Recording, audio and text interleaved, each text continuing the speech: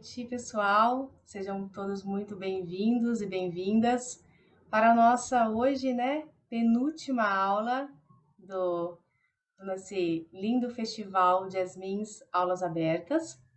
E antes de começarmos, gostaria de informar, né, que esse projeto foi realizado com apoio da Lei Aldir Blanc, na cidade de São Paulo, da Secretaria Municipal de Cultura, Prefeitura Municipal de São Paulo e do Governo Federal. E hoje a gente recebe nossa querida, maravilhosa musa saxofonista Beatriz Pacheco, né, ela vai abordar aí um tema super bacana sobre os caminhos entre o saxofone erudito e popular. Então, ótima aula a todos e Bia, seja muito bem-vinda, lindona. Olá, gente, boa noite. Todo mundo me ouve bem aí? Então tá bom. Sim, É muito bom estar aqui, né? Ó, o penúltimo dia das nossas lives.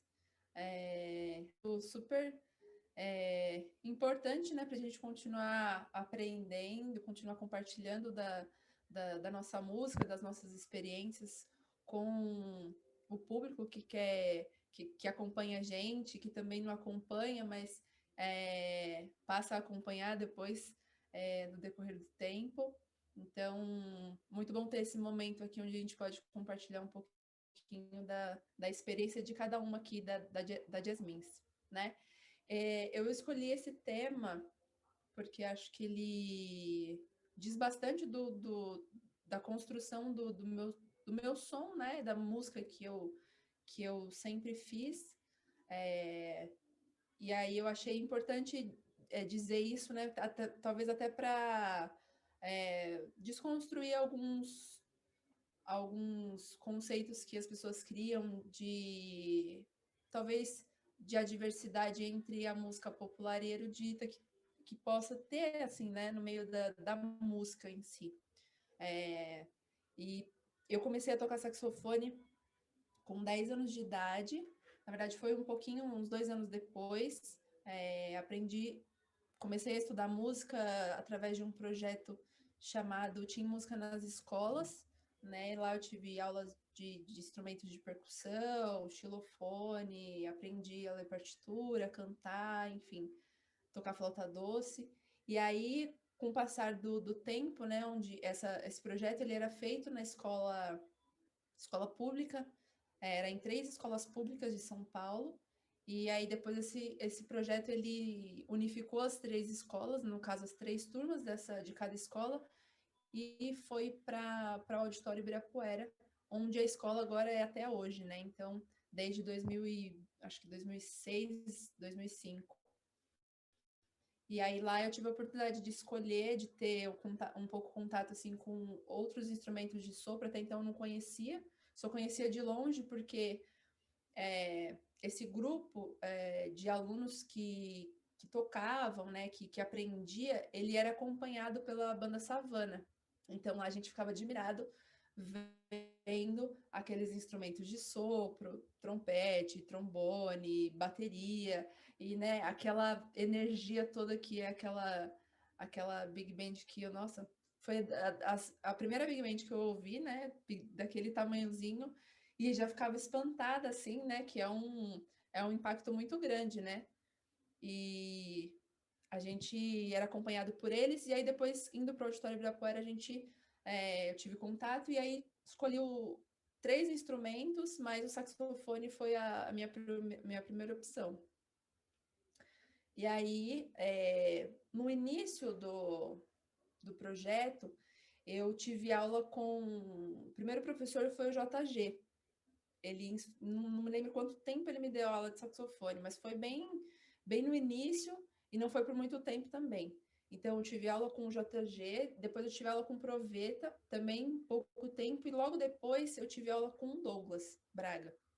Então, se a gente for ver aí a linha que cada professor tá, né, mais assim, enraizado, tá entre aí o popular e o erudito. E eu fiquei mais tempo com o Douglas, né? Porque foi desses 3 professores, a permanência do Douglas foi bem no final e até hoje, né, que ele continua sendo professor da escola.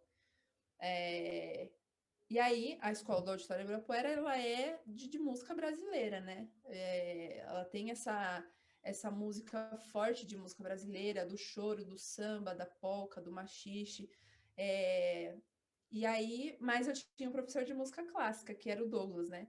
Então, eu tinha experiência de tocar peças, de tanto assim, peças solos como também em grupo, né? E aí eu era muito fascinada pela, pela música erudita, é, e também pela música popular, porque a gente tocava, a gente tinha práticas de grupo, onde a gente podia tocar, tinha grupo Roda de Choro, tinha, é, como é que a gente chamava? De combo, né? A gente fazia um combo entre os alunos mesmo, né? E fazia apresentações. Aí foi daí também que surgiu o Quarteto Saxofonando, que é um grupo que surgiu da escola do auditório também. E ali a gente experimentou tanto da música, de peças de música clássica, como também de peças de música popular. E era super desafiador para a gente, né? Para a gente poder saber como manusear esses dois universos que tem aquelas suas distinções, né? Mas tem tanta coisa que é muito assim, muito próxima, né?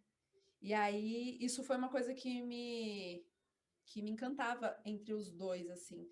E aí acho que foi por isso que naturalmente eu construí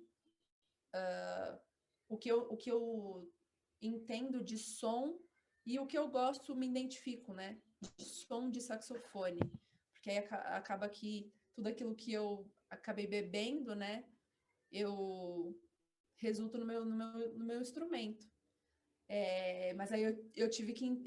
Eu precisei entender tanto um lado como o outro na hora de eu tocar, né? Porque eles têm as suas diferenças. Então, isso foi bastante importante e é bem desafiador, assim, é, a gente tem muitos desafios, tanto no individual como também em grupo, né? Em liderar, porque no grupo, no Quarteto de Saxofones, eu sou a líder do grupo, né? Então, da gente saber como nos comportar, né? Nessa música, né? Porque a gente fazia um repertório, tinha um repertório mesclado, mas a gente poderia também só um repertório de música clássica, um repertório só de música popular. E aí, na orquestra, a gente tocava bolero de Ravel, a gente tocava Pixinguinha, Radamés. Então, eu sempre fui muito, muito, muito apaixonada por esses dois universos, assim, mas tinha um lado que tinha um toque, assim, que eu tive que não é ceder, mas eu tive que ser sincera comigo mesma, né? Para na hora de caminhar profissionalmente falando, né? Mas eu sempre gostei muito dos dois, mas a música popular, ela me tinha um charme. Tinha um charme que eu me identificava, assim, né? Não que a música clássica não tenha o seu charme, mas a música popular me jogou um charme, assim, especial. E aí, eu tô em grupos que fazem mais nessa linha da música popular, a Jasmines, uma big band uma big band chamada Banda Aldeia. E, enfim, já tive a oportunidade de tocar em orquestras, na Municipal, já toquei no Bacarelli também, na USUSP. É maravilhoso. Eu amo tocar. Todas as vezes que eu lembro, assim, me dá uma saudade. Porque eu gosto mesmo, assim. É um ambiente muito diferente. Não só de energia, mas o som, assim, a regência, como os músicos, eles caminham, como é que eu posso dizer isso? Como eles fluem, né, na música. É tudo assim, muito assim, na mão do maestro. É uma coisa muito bonita. Eu sempre fui muito encantada com isso, né? Quando eu tive a oportunidade de estar ali no palco tocando, né? Fazendo parte do concerto. E diferentemente de ter um maestro regendo uma música brasileira, é muito diferente, né? E tudo isso sempre foi muito, muito legal para mim. E aí, eu trouxe esse tema justamente para dizer assim, o quanto é possível você desenvolver os recursos necessários para tocar cada universo, né? Tanto o popular brasileiro como o erudito também. E aí eu tive que criar algumas consciências, né? Que foram necessárias para eu conseguir, principalmente na hora de filtrar e depois colocar isso para fora, né? Na hora de tocar. Então, a Fabrícia vai passar aí. Só coloquei alguns tópicos, mas aí eu vou desenvolvendo cada um deles, que eu acho bastante importante, eu considero bastante importante, né? Que o primeiro é a escuta.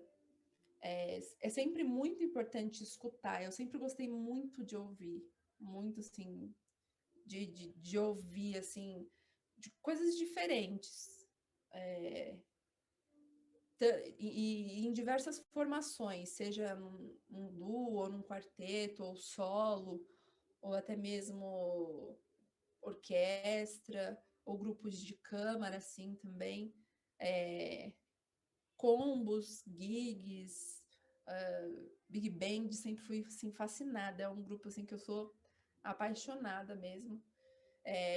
E aí, é muito bom ouvir essa diversidade aí, porque ela te dá, ela te possibilita muitas coisas, né? Você consegue ter muito recurso quando você tem essa escuta aí bem trabalhada, né? Quando você tem bastante repertório de escuta, né? E aí, o outro ponto seria a vivência prática. Ter uma... Você precisa ter essa experiência de tocar tanto individual como também numa composição em grupo, um repertório. Você precisa fazer parte dele na prática, para você poder sentir e entender como é que cada um deles funciona, né? Porque não só a questão de você estar ali tocando, mas no ouvido. Então, tudo começa a ligar, né? Todos esses pontos que eu vou falando, eles começam a fazer sentido e começa a fazer uma conexão entre um e outro. E aí tem uma questão de equipamentos também, né? Que tudo isso que eu tô falando, para ficar mais claro, tudo isso que eu tô falando são coisas que eu identifiquei, isso eu não achei em lugar nenhum. São coisas da minha experiência mesmo, que eu achei importante dizer, já que eu tive esse contato tanto com um quanto com o outro também. Então, uma coisa também que eu tive que me atentar foi os equipamentos que eu utilizava, né? Por exemplo, a boquilha,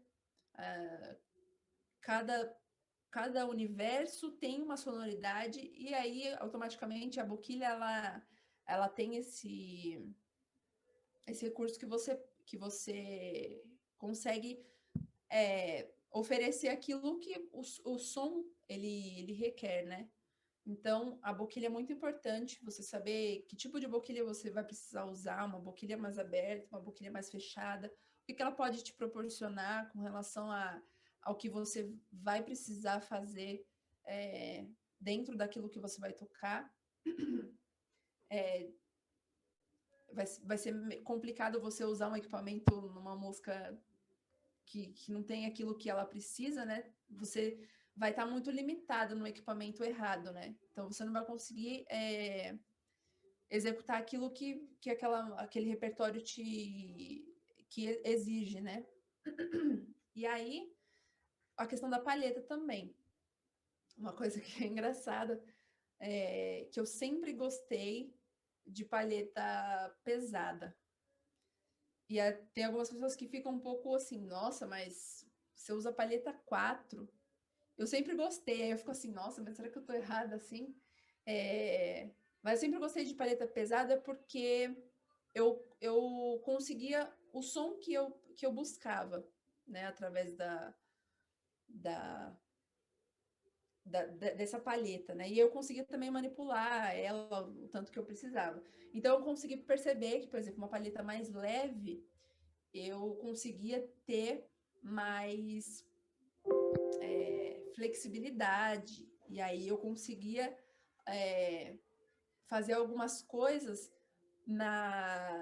que a música popular me pedia, assim, né? E aí, por exemplo, se eu usava uma palheta muito leve numa música erudita, por exemplo, a sonoridade já não era essa, né? O som que eu tinha aqui construído, assim, né? Dentro da minha cabeça, o som de música clássica, com uma palheta mais leve eu não conseguia. Então, eu usava uma palheta mais pesada. E aí eu comecei a perceber, principalmente no alto, né? Porque o soprano sempre foi...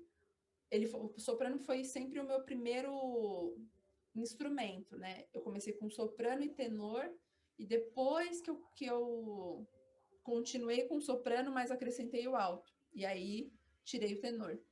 E aí foi essa questão de equipamento, ela ainda é uma descoberta para mim no alto. No soprano não, porque acho que talvez eu tenha mais tempo dele, então já ficou mais natural. Agora no alto,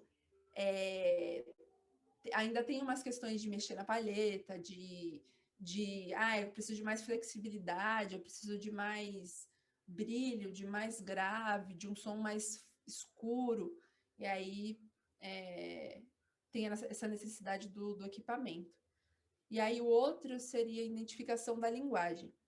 Esse daí é muito importante, tanto quanto os outros, mas aí se trata de sotaque, né? De pronúncia. Então, essa identificação da linguagem, ela é bem, assim, bem delicada. E eu acho que acho não, certeza que faz toda a diferença, né? É só a gente experimentar tocar uma música com um jeito, com o sotaque da outra e a outra com o sotaque de uma, né? E aí a gente vai ver a diferença da importância que é a identificação da linguagem, né? Da embocadura, que é isso, faz parte quando você identifica a linguagem, você consegue, deixa eu ver, você consegue fazer a embocadura correta. Se você precisa fazer uma embocadura um pouco mais firme, uma embocadura um pouco mais não é mais relaxada, mas onde você coloca só o dente de cima ou você não coloca o dente de cima. Isso tudo pensando no saxofone, né? Mas embocadura que a música popular tem e a embocadura que a música clássica tem, né? Que são diferentes, de fato. Tudo isso para resultar naquilo que a gente quer, o que a gente espera ouvir, que a gente precisa ouvir, né? Então, a embocadura é uma coisa bem... É um desafio porque você precisa entender que são duas embocaduras diferentes, dois comportamentos da musculatura de uma forma diferente, né? E aí a sonoridade que você tira, tanto uma quanto a outra, tanto no som mesmo, como também na articulação. As articulações, elas, da mesma forma que as notas são todas iguais, clave, pentagrama, figuras, são todas iguais, na hora que a gente vai executar, tem algumas diferenças, né?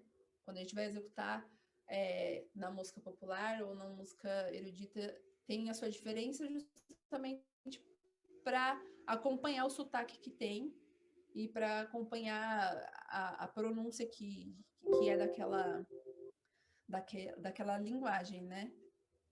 E aí, a veracidade na execução é você unir todos os elementos anteriores e executar, né?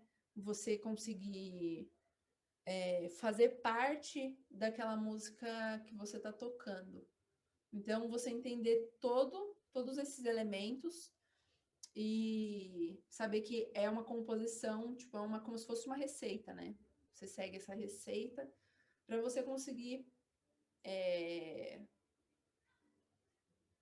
interpretar e entregar aquele som que você tá mostrando naquele momento, né? Então, isso é muito. Eu tô falando desses dois universos porque são os que eu mais tive contato, né? Mas poderia ser o jazz, né? E aí seria já um outro lugar, né? E que também é muito importante, né? De você identificar tudo isso. Então, esses pontos, eu acho que são bem importantes da gente perceber se é que a gente. Talvez a gente nem. Eu toco mais música popular, vamos dizer assim. Aí a pessoa fala assim, então vou desencanar desses outros aspectos na música erudita. Mas é sempre importante saber conhecer, né? Porque aí você também acaba identificando momentos da música clássica dentro da música popular brasileira, ou momentos da música erudita, da música brasileira dentro da música erudita, né? Então, isso a gente vê, assim, sei lá, no Vila Lobos, que eu sou fascinada, eu adoro demais. E a gente começa a perceber, né? Identificar as influências de um compositor com o outro. A gente fala, caramba, isso aqui parece muito com isso, mas isso aqui é esse gênero, mas, sabe? E isso é muito, muito legal, né? A gente criar esse repertório na escuta e identificar, né? E aí a gente acaba que a gente fica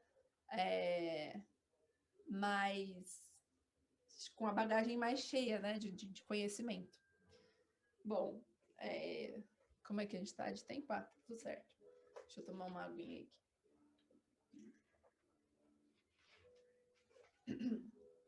Então, agora eu vou mostrar alguns trechos que eu separei aqui para eu exemplificar isso, né? Mostrar alguns trechos de algumas músicas para vocês conseguirem entender um pouco desses pontos desses aspectos que eu pontuei aí, tá? Então, o primeiro eu vou tocar um trecho de uma peça chamada Fantasia, do Vila Lobos, né? Que é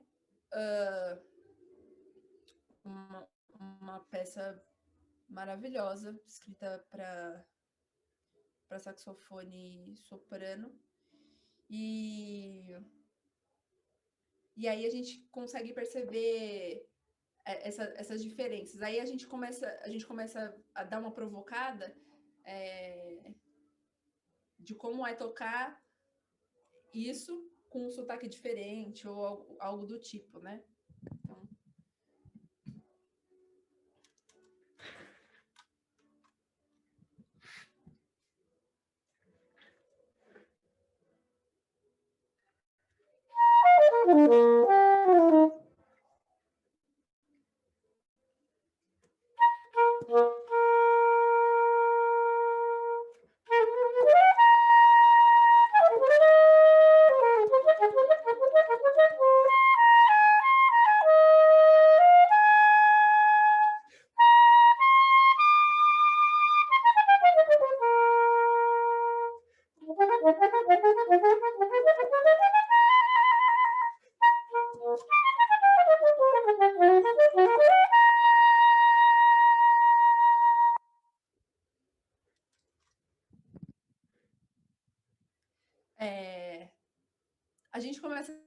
perceber a linha que é o som daquela música, né? A gente começa a perceber, tipo, ó, essa articulação numa peça erudita, ela funciona de uma maneira diferente, né? Então, os estacatos, os tenutos, o vibrato, né? O canto daquela nota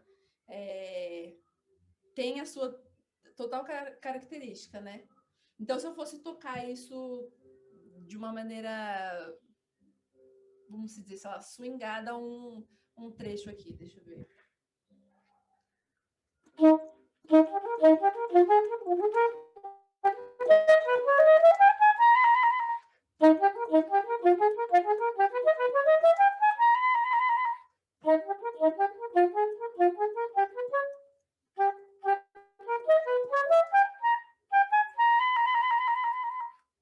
Dá para perceber não sei se dá para ouvir aí. Se eu falar assim, dá para ouvir? Fica baixo, né? Dá, né? Então, se eu tocar isso de uma maneira, tipo, querendo swingar, dá para perceber que não faz parte daquela obra, né? Daquela peça que está escrita. Então, ó, outro trecho aqui.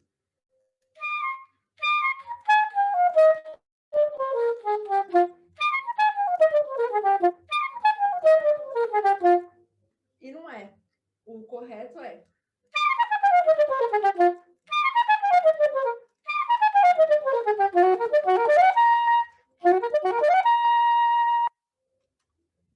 É tudo mais reto, né? E o fato de ser reto não quer dizer que não tem a sua beleza. A beleza dela é essa, né? É sem o swing, sem essa articulação, esse sotaque que é da música brasileira. Então, transitar nesses dois lugares, você precisa mudar, tipo, a chavinha, né? E aí eu peguei um outro trecho de um choro que se chama Cheguei, do Pixinguinha. E aí também tem a sua linguagem, que é bem diferente, e ela precisa disso para você sentir o sabor, né? Tanto uma quanto a outra. Então tem todo o tempero, né? Que a gente precisa usar. Então eu vou tocar aqui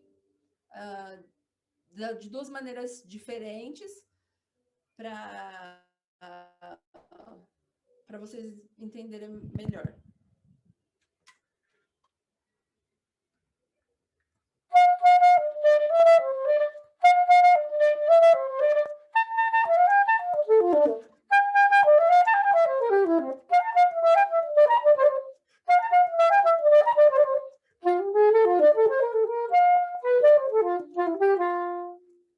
Agora, se eu fosse tocar isso de uma maneira mais reta, né? Daria. É outra coisa, né? Dá outra sensação.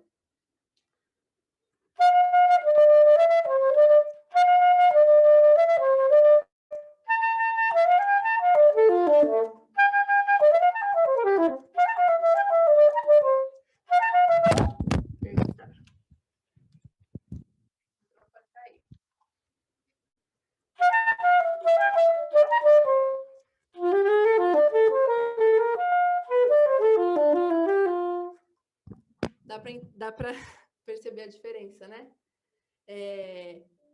E isso a gente depois começa a ver que todos os outros elementos que pode compor essa música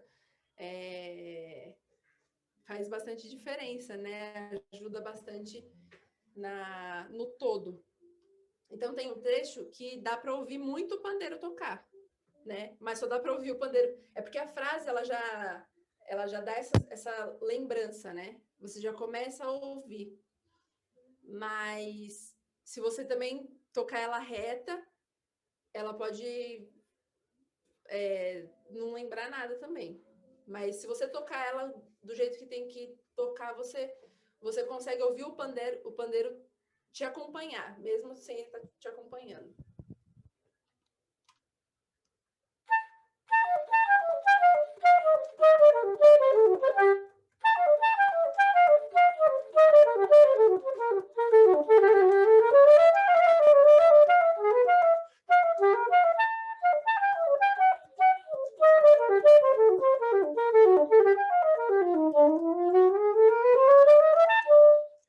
Agora, se eu fosse tocar isso reto, eu não ia conseguir, talvez, ouvir o pandeiro, né?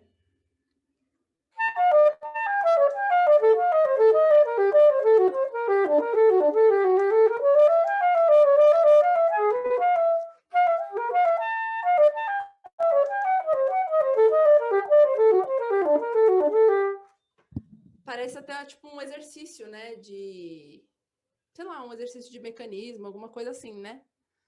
Então, é muito importante tudo isso que eu falei anteriormente, né? Da gente conseguir trazer o resultado do que é aquela música através dessas identificações. E aí tem um outro que eu falei de acompanhamento, né? Falei do pandeiro, mas tocar com alguém assim acompanhando a harmonia, a levada do acompanhamento em si, também faz bastante diferença e ajuda nessa linguagem, né? Então, eu vou chamar o Lio para me acompanhar no trecho do Cheguei. E aí, Aí a gente vai perceber aqui algumas diferenças. Você? Você? É. 1, 2, 3.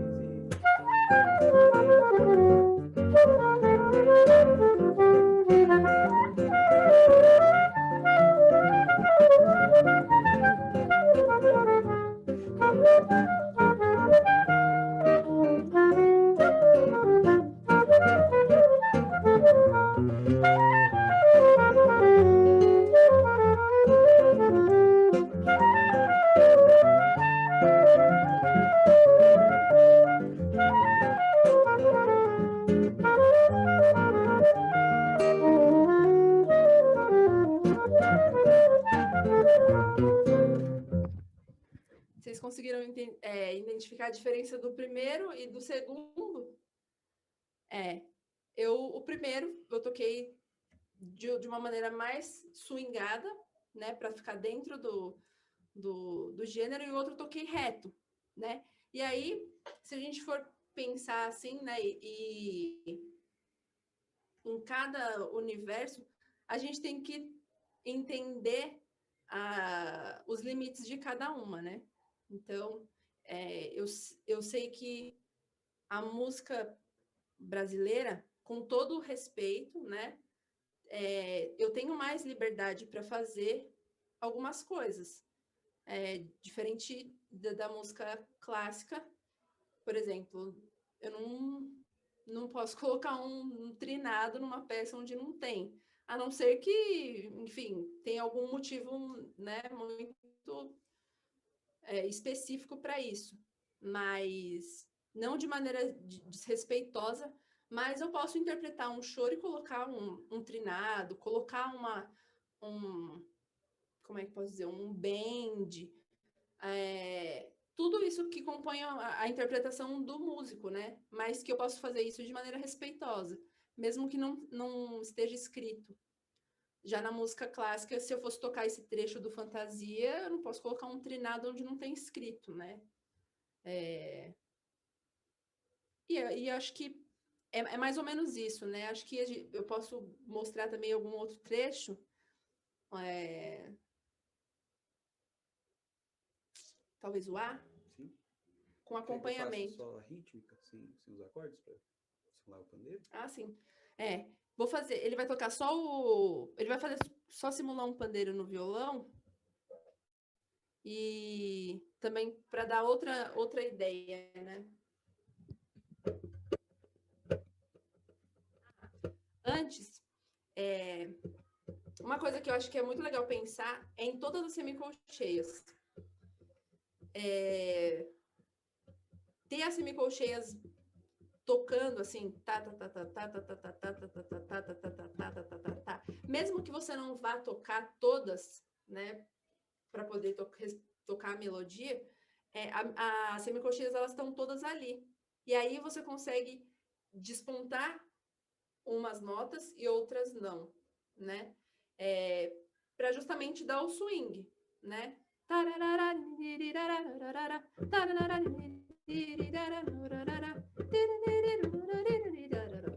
Né? Eu consigo despontar dessa forma, né? E não fazer todas retas iguais, né? Como está escrito. Tá com uma rítmica só e depois eu coloco os acordes. Tá bom. 3 e 4 e...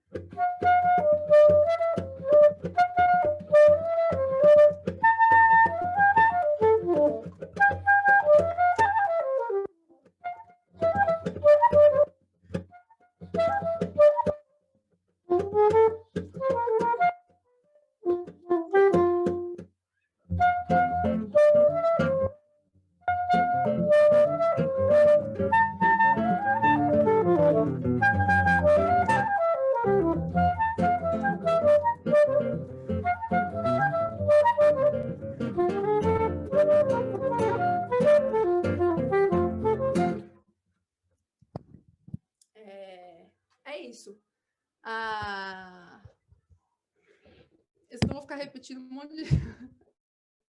Valeu. Senão vou ficar repetindo um monte de vezes aqui a mesma coisa. Mas é basicamente isso, né? São várias coisas para se perceber e para a gente não se pegar fazendo uma coisa dentro da outra. E mesmo que a gente... Como é que eu posso explicar isso? Às vezes tem uma parte mais cantada dentro de uma música brasileira, né? E que você pode dar essa sensação de ser uma coisa mais... de uma energia mais erudita, né? Mas tudo tem que ter um porquê de você estar fazendo isso e não só, né, por fazer. Então é isso. Acho que é isso, né? A gente acaba gostando de um monte de coisa e aí a gente precisa, enfim, estudar para poder executar da maneira que elas precisam ser executadas, né? E acho que não é um... Eu já ouvi muitas pessoas dizem, claro que talvez não dê para seguir as duas vertentes numa mesma proporção, né? Mas eu acho que é possível a gente estudar e conseguir executar, mas a gente precisa de ter todos esses filtros aí, né? Então, acho que é isso, gente. Pode abrir para as perguntas.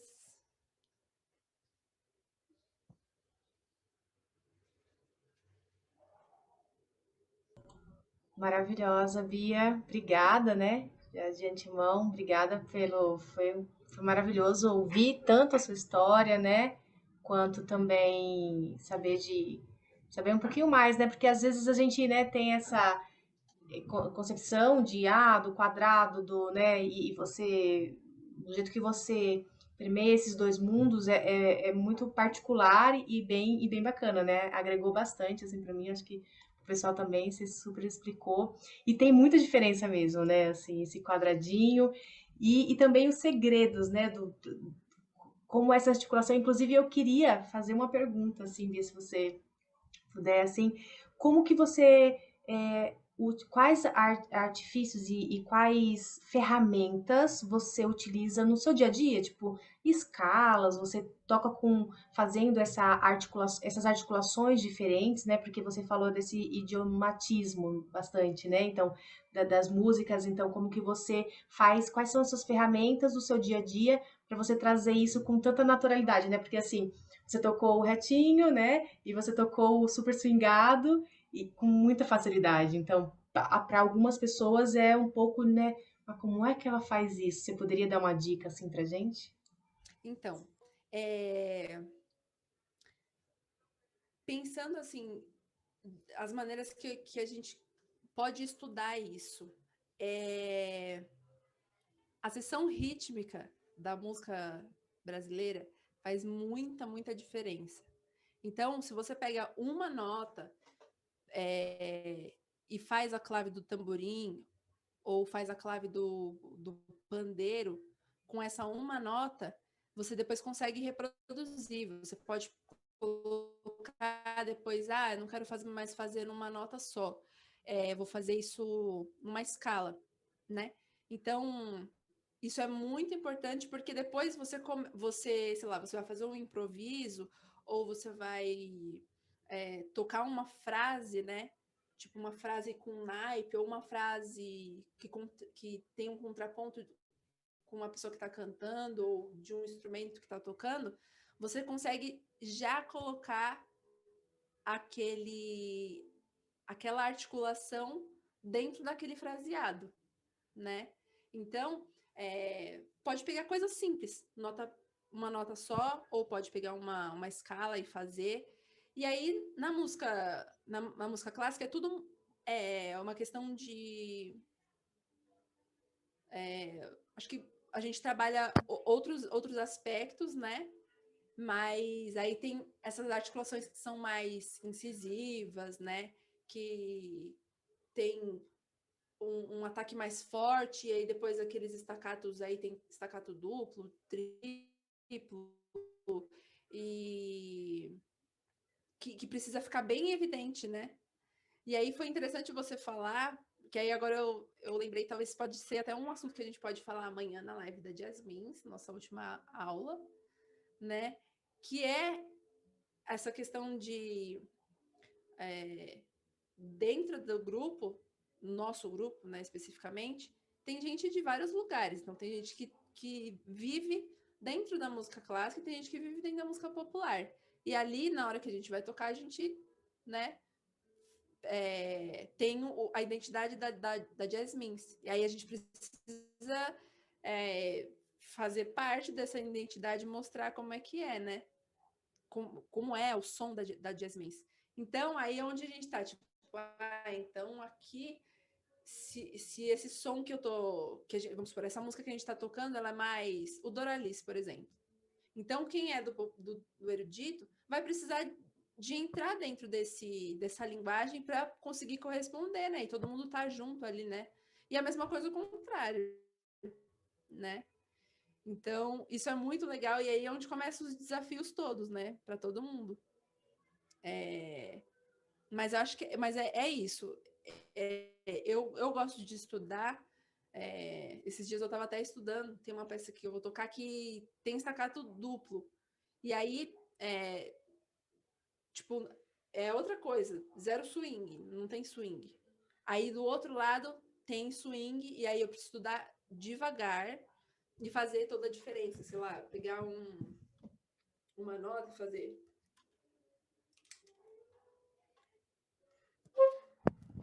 Se eu for fazer ré, seria. Ou se eu for fazer uma articulação X, né?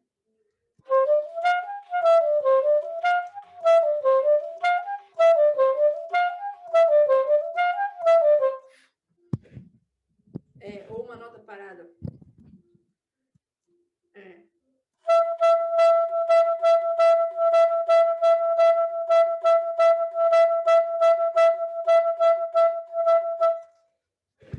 Então, acho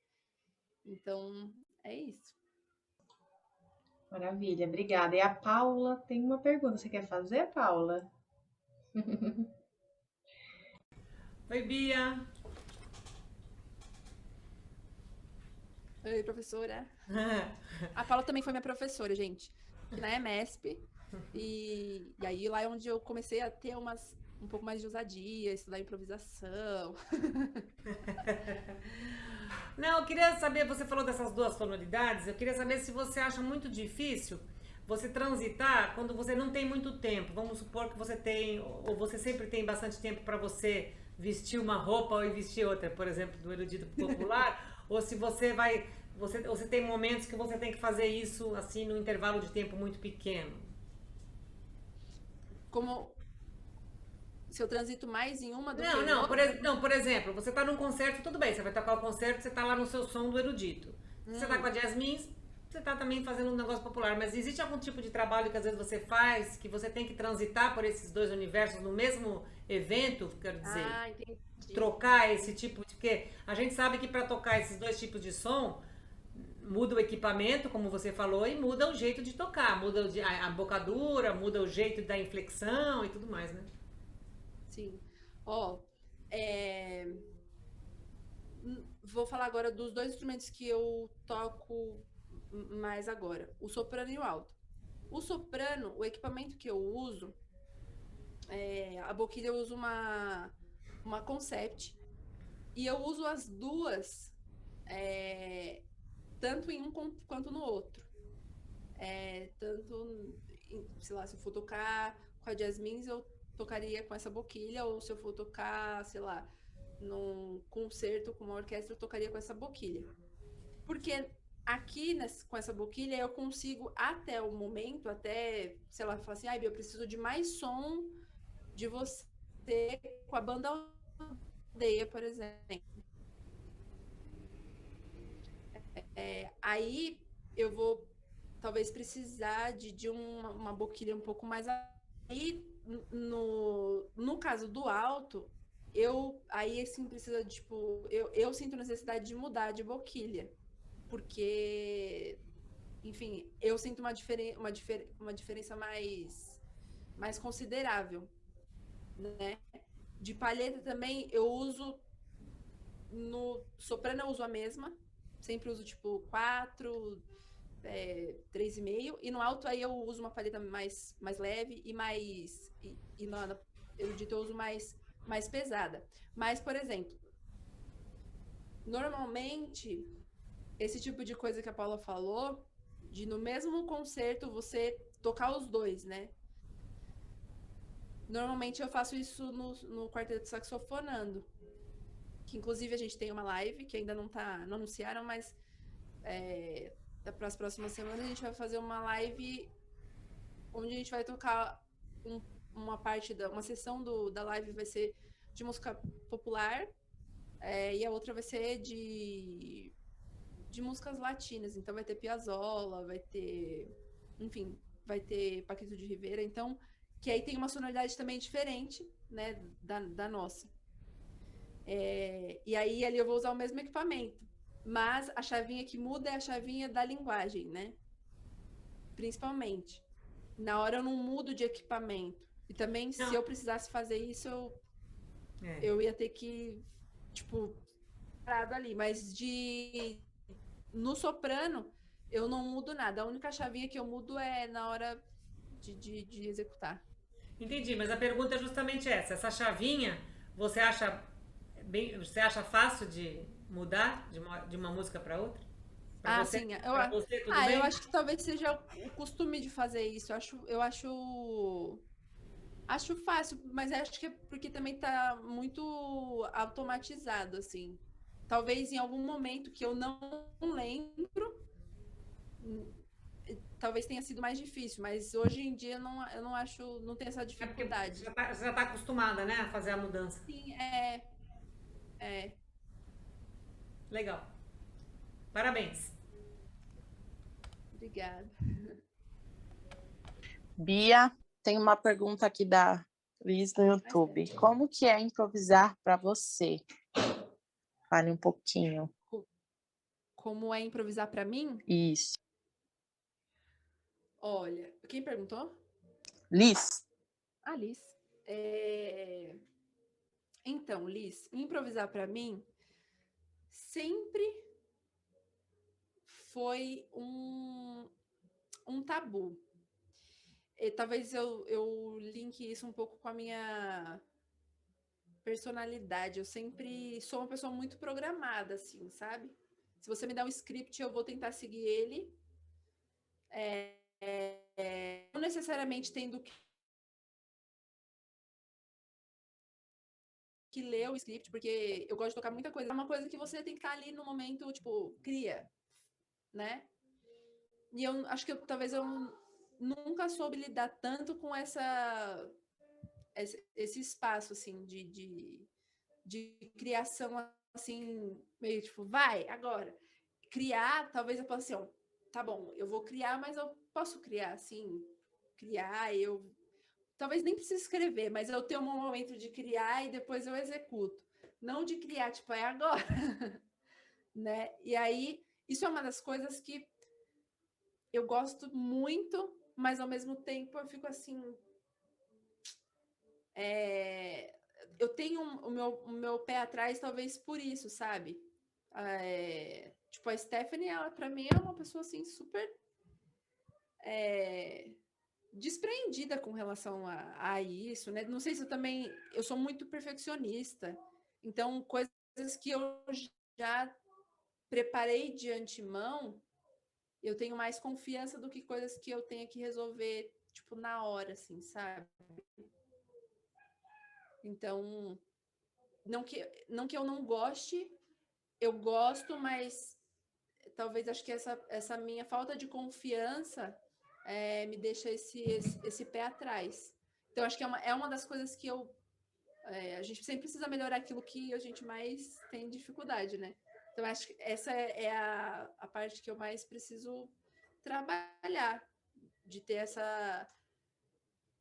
talvez diminuir um pouco a exigência, né, de mim enquanto a improvisar. Acho que é uma das coisas. A gente sempre precisa melhorar aquilo que a gente mais tem dificuldade, né? Então, acho que essa é a parte que eu mais preciso trabalhar. Quem tá falando? Não tô. Talvez. Acho que vazou algum Tá voltando. microfone. Deu. É eu que tô falando. Pode ser que o seu tá dando eco, que aqui tá todo mundo mutado. Tá. Não, eu achei que era alguém falando pra mim. Nem percebi minha voz. Bom, mas é isso. É isso, Liz. Eu gosto muito, mas esse sempre foi um tabu, assim, pra mim, sabe? A improvisação em si. Sempre, quando fala assim, você vai improvisar, eu falei, já me dá um piriri, entendeu? Mas as outras coisas, tipo, não que a gente não fica, né, com frio na barriga quando vai tocar, fazer um solo lá na frente, um solo assim, você vai solar uma música, não improvisar, mas solar lá na frente. Não me dá um piriri tanto quanto improvisar, né? Mas também, de uma maneira lenta, como uma tartaruga, eu sinto que existe uma evolução pessoal, assim, de começar a me permitir mais, entendeu? Muito legal, Bia. Então, ó, o que eu puder te encorajar, mulher, se diverte, porque você é maravilhosa. E É isso todas aí. sejam também. Isso eu falo pra mim, eu falo pra você, eu falo pra mim, enfim, né? A gente tem que se, né, dar esses feedbacks, porque é muito louco. A gente fica sempre pensando, mas o que o outro vai pensar, né? Acho que criação é isso, é se permitir errar, é se permitir se arriscar, é se jogar. Então, assim, tão brilhante quanto você foi hoje, A gente agradece, então, todo mundo. Gente, vamos. Para quem é perfeccionista. Obrigada, gente. Obrigadão. Para quem é perfeccionista, se permitir errar é muito difícil, né? É o exercício diário. Então, por isso que eu acho que o grande problema é esse lugar aí. Não é nem tipo uma questão de só estudar e, né, de resolver essas coisas que é necessária para improvisação. Mas é essa chavinha aí meio que da cabeça, né? Sim, exato. É do que é perfeito, né? O que é perfeito, afinal, na improvisação. Exatamente. Exatamente. Bia, então a gente agradece demais, demais. Foi lindo. A gente agradece também a presença de todo mundo que esteve aqui com a gente no YouTube e no futuro próximo, pois essas aulas vão ficar, né, disponíveis já já, em breve, no nosso canal do YouTube, né? E hoje a gente encerra essa penúltima aula com essa professora maravilhosa, Beatriz Pacheco. Pacheco, foi ótimo te ouvir, Bia. E amanhã a gente encerra o Festival de Yasmins Aulas Abertas com todas nós juntas. E a gente vai bater um papo muito bacana, falando sobre toda a experiência, né, de produção e criação de música em grupo. Então, gente, vem que vai ser maravilhoso, né? Bom, a gente vai reunir aí todas essas mestras, né, e compartilhar um pouquinho, né, com vocês sobre essa Big Band que já é um marco, assim, né?